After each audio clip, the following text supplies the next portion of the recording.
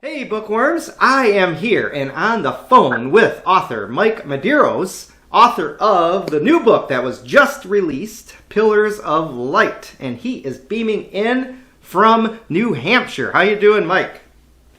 I'm doing awesome, John. How about yourself? Oh, I'm doing great. All right, so I covered Pillars of Light, and so let's talk first about you as an author. How did you get to become an author, and is this your first book, or do you have other books, and basically just about yourself?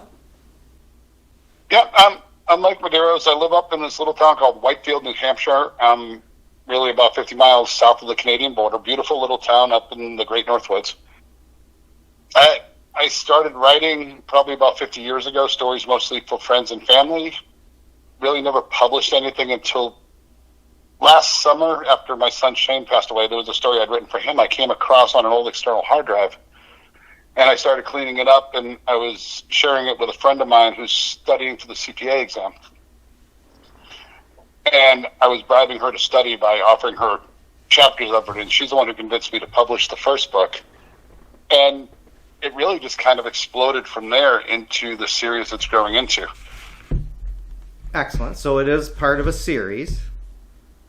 It is. Pillars of Light is the second book in the Chain Saga. Okay. And what genre is it? It is epic fantasy. Epic fantasy. Okay. Can you explain that for readers who might not be familiar with what epic means when it's associated with fantasy? Epic fantasy is really your long story, slow burn stuff. Probably similar items would be like Robert Jordan's Wheel of Time, the Trilogy of the Rings for The Hobbit and that stuff. So it's a slow build process, and of course each book builds upon each other from there. Okay. So judging from that, are they not really standalone readers? Do you have to read them in order? No, actually, the way I've written them, they're all standalone books, but they all contribute to the larger story. Excellent. And where does it take place? Really, the world doesn't have a particular name. The story bases in a little island town called Stonebridge. Okay. And the land where they evolved, there's various sanctums that have fallen. And the Pillars of Light is the Fellowship is trying to locate the pillars and save the pillars to help keep the chain intact. And it evolves from there, because the chain is an ancient artifact that kind of holds everything together and keeps everything in its place. The evil stays on one side and the light stays on the other side, and they're pretty much trying to figure out how they have to do this. Okay. And how long is each book?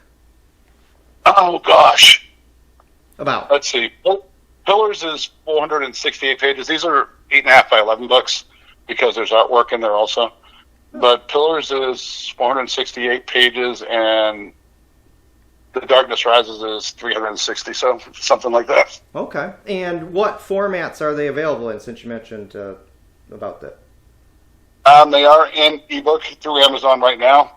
I'm working on getting into Barnes & Noble as we speak, but also paperback and hardcover on Amazon. They could also go through my website, MikeMedeirosBooks.com, and there's links there for Amazon, or to my personal bookstore where they can get a soft cover or paperback cover of the book as well.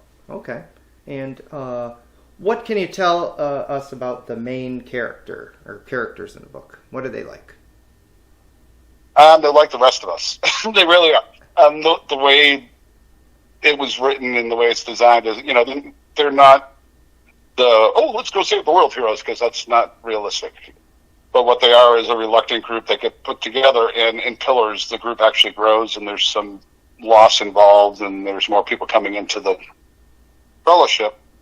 But they all have their own struggles, and they're trying to learn how to work with these people that they don't really know, and understanding that what they're doing is important, but at the same time, how do you trust these people? How do you know these are the right people? Right. So that's dealing with their own emotional baggage as well. Okay. And who would you say your target readers are? Oh my goodness. Anybody who likes fantasy novel or epic fantasy novels, and anybody that likes a story that continues and brings you through several different phases. Okay. Well, let's talk about that, like different moods of the book. Like what kind of moods do you think reading part 1 and part 2 will have on readers? Like what kind of things do you think they'll feel as they read the book?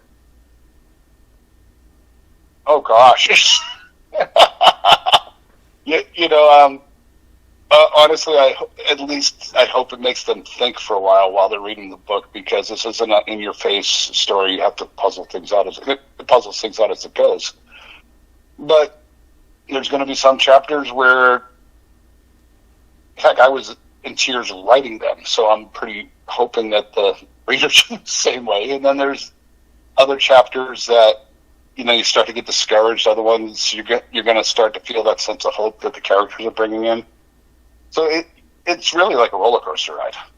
Okay, very good. Does book 1 end with sort of a cliffhanger, or not really? No, these are all written to be standalone books. Excellent. And you mentioned artwork within the book. Can you talk about that? Yeah, there are sketches in the book that were done by me and a friend of mine. And we use graphing tablets so that we can get the sepia tone and everything else just right. And so there's illustrations before every chapter. Neat. And how about the cover design? How did you come up with that? The cover design came from a vanity publisher in the beginning, and then I modified it from there because I wasn't happy with it, and I don't like you get 2 choices, pick one type stuff. So I picked one, and then I worked with it from there and made my modifications. I gotcha. Okay. And you're indie published now?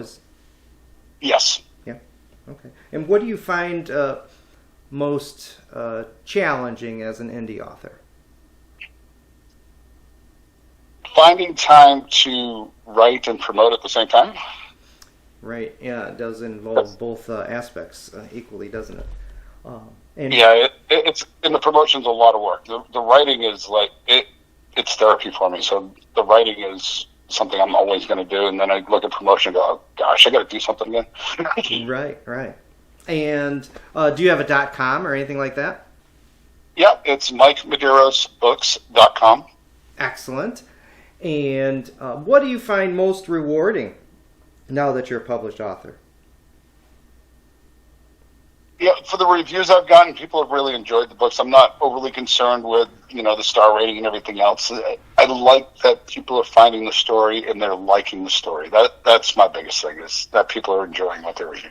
Excellent. And you said your characters are kind of like just real world people, so I'm assuming readers can relate to your characters in many different ways. Can you say maybe some ways that readers might relate to the characters? Yeah, really, we all have our personal emotional baggage that we carry with us, and then when we're faced with things that are out of the ordinary and we're thrown into a group with people that we don't really know, and we didn't choose these people, it's just kind of the way things worked out. Trying to figure out the person or the people that you're working with, while at the same time facing these things that can seem overwhelming, and then dealing with your own emotional baggage on top of it.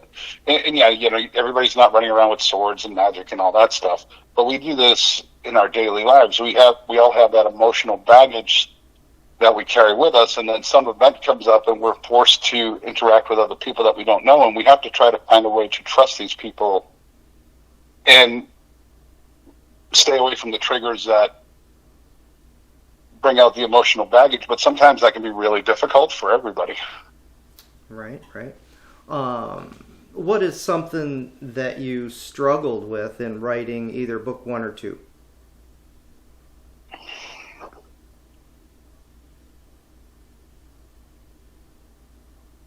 I would say the chaos of my writing style.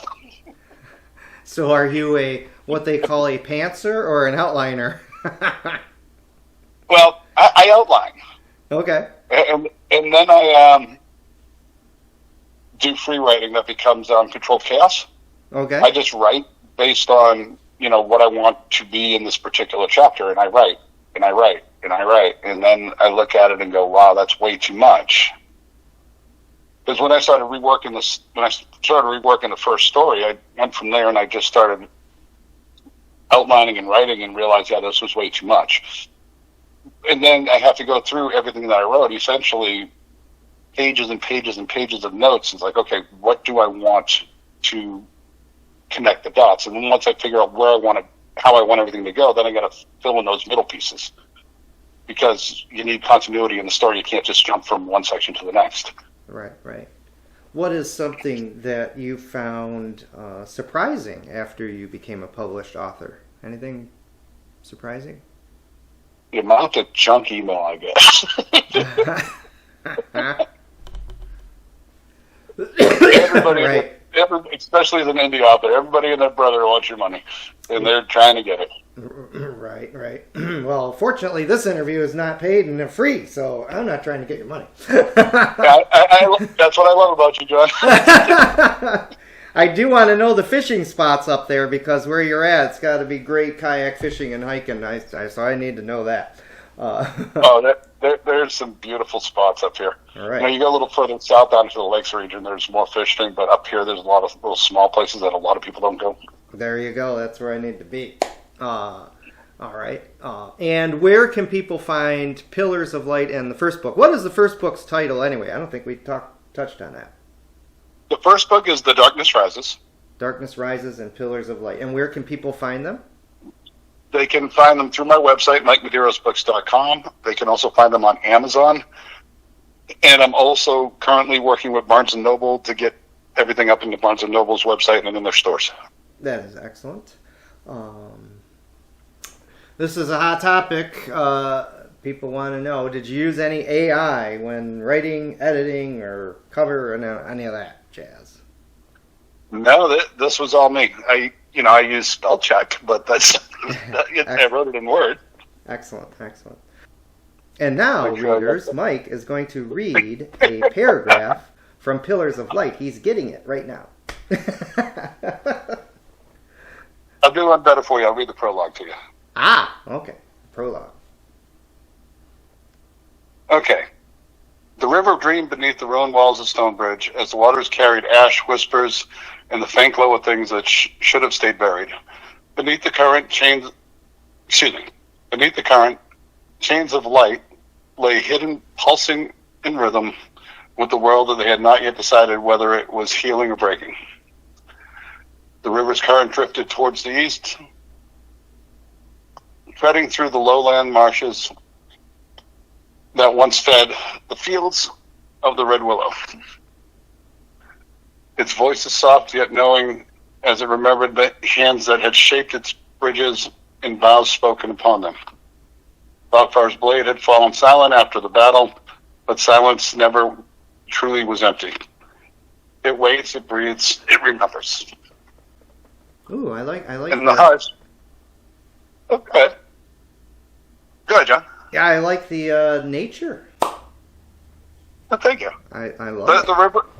The river is an important theme along with the chain in the series. Okay. Excellent. The hush of the faint resonance of the chain still hum beneath the memory of echoing through the river's pulse like a promise not yet fulfilled. Far below the city's breadth, rocks older than any map and remnants of the chain trembled. Once had been a world's spine forged by the first keepers of the light to bind the chaos beyond the veil. For ages it had held without faltering. Yet nothing made by hand or will remain perfect forever. Some said that the first keepers had drawn their strength from the pillars themselves, each link a memory of those who carried the light across the ages, their names lost, but their intent still burning faintly beneath the stone. Cracks had formed in the hidden links. They ran like veins of fire through the stone and memory alike. With each tremor, fragments of the old balance slipped away, unseen by those who walked the earth above. Even the roots of the river felt the currents that once ran clear, began to stir with silt and light, as though the water could sense the fracture of what was once guarded. The shadows that had risen against Stonefish had not been the true enemy. They had been a symptom. The sickness beneath was old and deeper, born from a weakening of the pillars themselves. That whisper had begun long before the siege, carried in dreams and storms, in slow dimming of the stars that no longer answered their watchers. When one link breaks, others begin to whisper of freedom. Somewhere deep beneath the thawing earth, the light of the chain flickered as if uncertain of whether it fade or be reborn. One morning after the siege, the river whispered to the wind, and the wind carried the voice every place where the chain still touched the earth. In western marshlands, the pillar of glass shuddered and released a cry that only the stones could hear. I love it. I love the tie to the old, like the old gods, right? Kind of taking you back. Yeah, in the way I wrote it, it really was to try to tie everything together. I'm part Native American as well, so nature is a big part of the beliefs of my life, and trying to get tying everything together so that it could become a cohesive story, and it was a really fun adventure. When readers read your books, what do you hope that they might take away from them? That's a tough question. Or just purely entertainment, just, hey, I spent, this many hours in a world and I enjoyed it. That could be just enough. I hope they enjoy it, and I hope the thoughts that are planted in the book actually linger with them and make them think about things a little bit. Because this isn't your typical, go blow everything up. A lot of the story revolves around slow moments in conversations, trying to build trust or working around what we all have inside ourselves. And why fantasy? Why did you pick writing in fantasy genre as opposed to any others? Oh my gosh, I've been playing D&D for over 50 years and reading epic fantasies for probably that long as well. Good. I couldn't imagine doing anything else. I love it. Did you have to do any research for these books? No, this was all homegrown out of my head. Nice. And it's really weird because it kind of wrote itself. I was just the vessel for it. Mm-hmm. Once I started writing, it just came. Love it. All right. Any last ideas you would like to leave our readers with?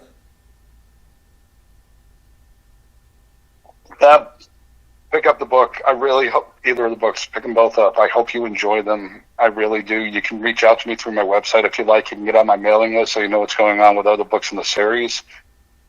And, even other series, because there is a series in the works right now from all my notes, because I had to develop backstories for the characters. So I had tons of notes. So those notes for all the backstories have turned into a little compilation of epilogues, or not epilogues, I'm saying prequels to the series for different groups of characters. And so working on those currently as well. I love it. Well, I enjoyed talking to you, Mike, about your newest book, Pillars of Light. I hope this interview generates you some momentum going forward. Well, thank you, John. It's been my pleasure. All right, mine too. And now let's talk about those fishing spots. Just kidding. We're not going to broadcast those. All right,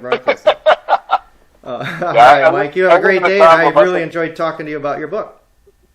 It was my pleasure, John. And now, do me a favor, email me over your address. I got some author's copies coming, so I can kick you out a copy of each, just so you get a chance to read them. I'd love it. All right, Mike, have a great one over there. Thanks, John. You too. Talk to you later. All right, bye. Goodbye. Well, you heard it. Pillars of Light. Check it out.